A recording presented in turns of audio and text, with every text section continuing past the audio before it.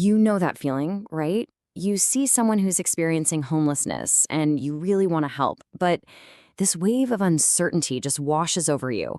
What's the right thing to do? What's actually helpful versus what just makes me feel better? So let's cut through all that confusion and lay out some clear, ethical ways we can all offer support. Because at the end of the day, this is all about human connection. It's about looking past the situation and seeing the person, recognizing our shared humanity, and finding the most respectful and effective way to reach out. And that right there, that's the million-dollar question we're going to tackle.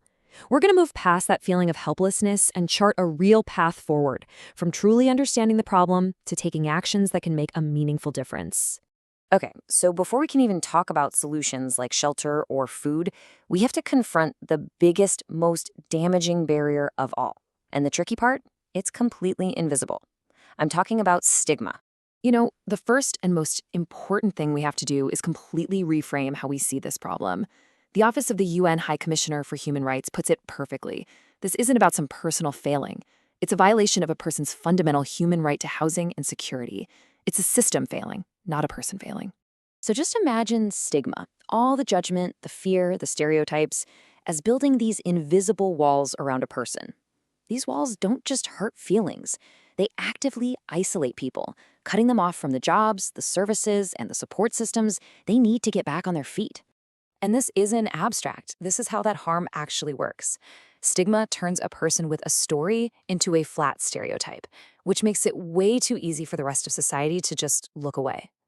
It physically blocks access to things like housing and jobs, and over time, it creates this crushing, internalized shame that can make a person feel like there's no way out. All right, so how do we fight back? The most powerful thing we can do right now is arm ourselves with the facts. Let's start tearing down these harmful myths that fuel all that stigma, one by one. Okay, let's start with the big one, the one you hear all the time. This idea that people choose to be homeless. The reality couldn't be more different. For the overwhelming majority of people, homelessness is the final, awful result of a system breaking down. A sudden job loss, a medical bill that bankrupts a family, fleeing domestic violence. It's a trauma, plain and simple. It is not some kind of lifestyle choice. Okay, next up is the stereotype that everyone experiencing homelessness is an addict or has a severe mental illness. Now, while those are definitely risk factors, that stereotype is just plain false. Many don't have these conditions at all. And for those who do, these are health issues, often made so much worse by the trauma of just trying to survive on the streets. They are not moral failures. And then there's the fear-based one, right? The myth that people experiencing homelessness are dangerous. The hard data shows it's actually the complete opposite. People who are unhoused are incredibly vulnerable. They are far, far more likely to be the victims of violence, theft, and assault than to be the ones causing harm.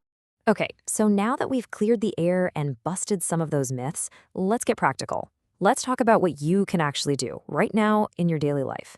Actions that are direct, helpful, and most importantly, honor a person's dignity. And look, the very first step could not be simpler, but it is so, so powerful. Just see the person, not the problem, not the stereotype. Making eye contact, offering a small smile, a simple, respectful hello. That small act of acknowledgement can go a long way in affirming someone's humanity. If you want something really tangible, something you can put together yourself, a care kit is an amazing idea. You can keep a few in your car. Start with the absolute must-haves. A bottle of water, new socks. Seriously, you have no idea how crucial clean, dry socks are. Then add some easy-to-eat snacks, basic hygiene items, and this last one is really important. Include a little card that lists local shelters or services. That way, you're not just giving stuff, you're offering a connection to a real support system. So if you remember nothing else, remember this: the simple do's and don'ts. Do offer respect, dignity, and practical help if you can. Don't judge, and don't assume you know what someone needs or what their story is.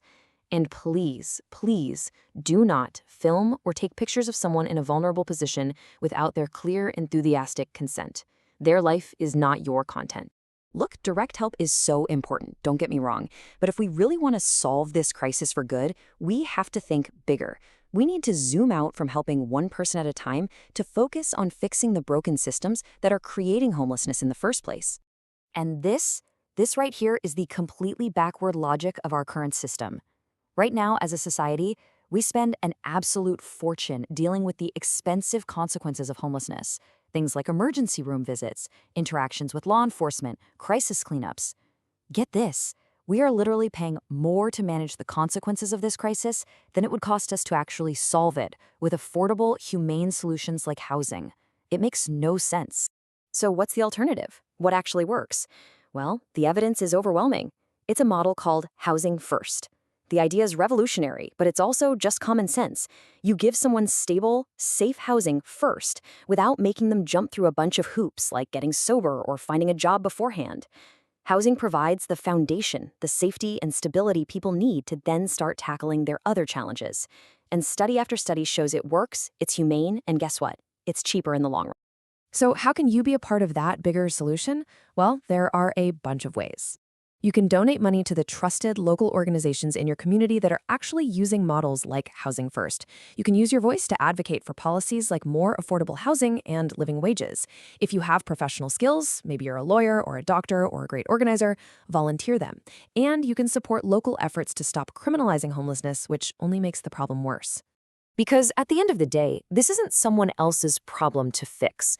It's a shared moral responsibility. And the path forward requires all of us to make a clear, collective commitment to change. So, number one, we have to commit to this new way of thinking. In our own heads and when we talk to others, we need to frame homelessness as what it truly is, a violation of a person's fundamental right to safety and dignity. Number two, we need to become active stigma fighters. When you hear one of those myths we talked about, gently correct it. When you see dehumanizing language online or in your community, speak up. Your voice really does have the power to change the conversation. Number three, use your voice as a citizen. It matters. Demand that the people who represent you support policies that actually work, policies that prioritize housing as a fundamental human right, not some kind of reward to be earned. And finally, number four, take action in your own backyard. Whether it's with your time, your money, or your voice, find and support the local organizations that are on the front lines, doing the difficult, essential work every single day. Let's leave it with this final thought, because it really reframes everything. Helping people isn't just about charity. It's not just about us feeling good for a moment. It's about building a more just society where every single person has a safe place to call home. It's about justice.